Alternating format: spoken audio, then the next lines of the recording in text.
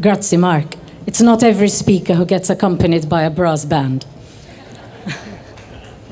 Good afternoon. When it was suggested that I once again speak here, my first reaction was, why? Why do we every month come here and seemingly say the same things over and over again? At times, it seems futile. Most times, it seems futile. But I know, as well as all of you know, that we must be here every month, and we must speak, even if it is to repeat ourselves.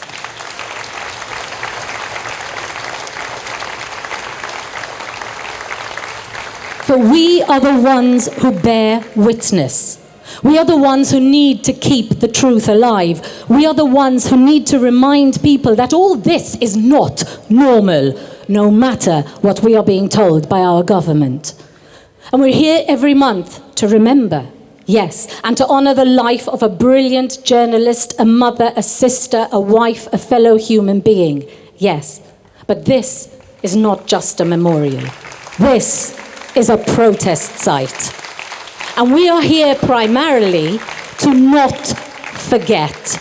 We are here to bear witness. And there will be a time for a memorial. There will be a time for remembrance. And there will be a time for history. But not right now. Right now, we are here to not forget. To not forget the crime. To not forget the tangled web of lies that led to this moment. And to not forget that the 3 men accused of this crime are not the masterminds. To not forget that our government wants us to forget. To not forget that our government still refuses to confirm an independent inquiry into the assassination of Daphne Caruana Galizia. And we must ask, why?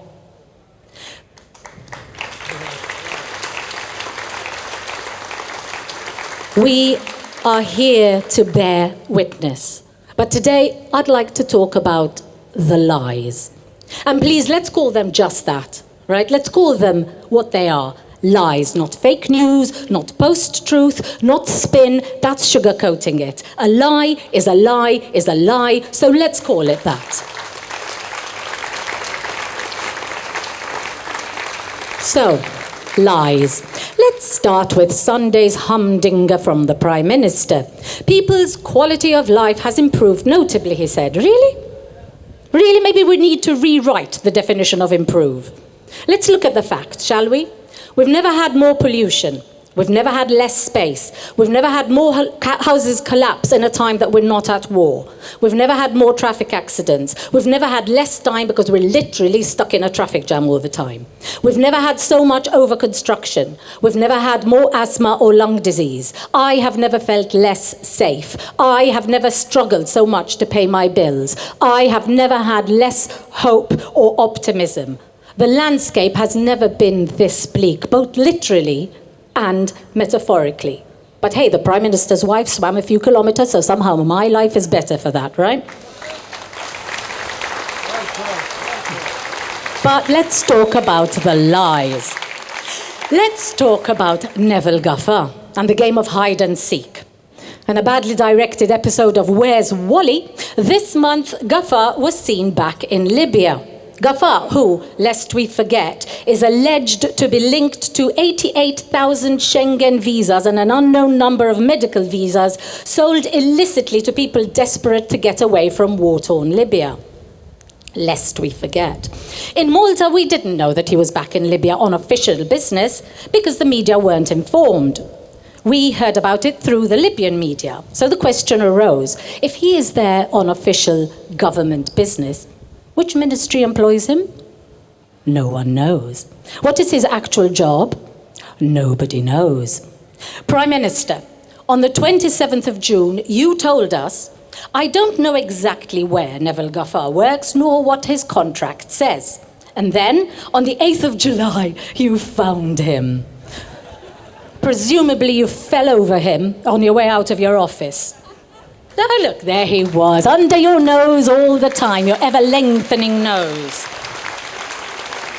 Why the lies? What difference does it make whether he is employed by your office or not? What are you hiding? Why lie? It's like you can't help yourself.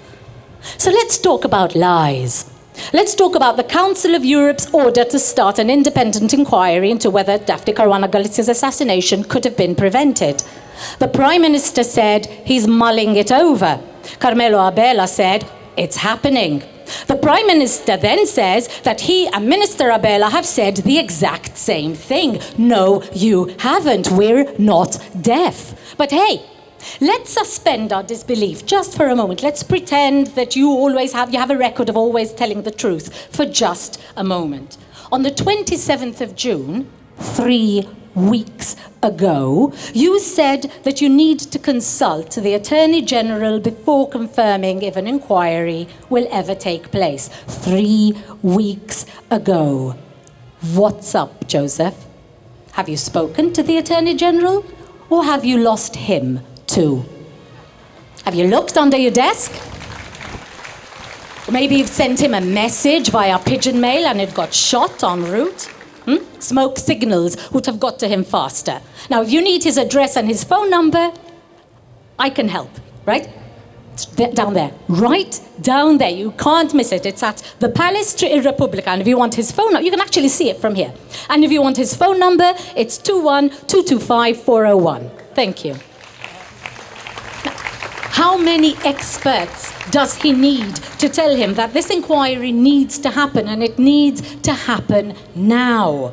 And in the meantime, you lie, Prime Minister, because the truth is that you have no intention of this inquiry starting unless it is completely on your own terms. Why? Why lie? It's like you can't help yourself. So let's talk about lies. On the 2nd of July, your pet partisan spin machine triumphantly trumpeted that you had almost become the leader of Europe or something. And the next day we find out that you weren't even on the list of nominees. Why lie? It's like you can't help yourself. Houses are collapsing around us. Construction workers are falling out of the sky.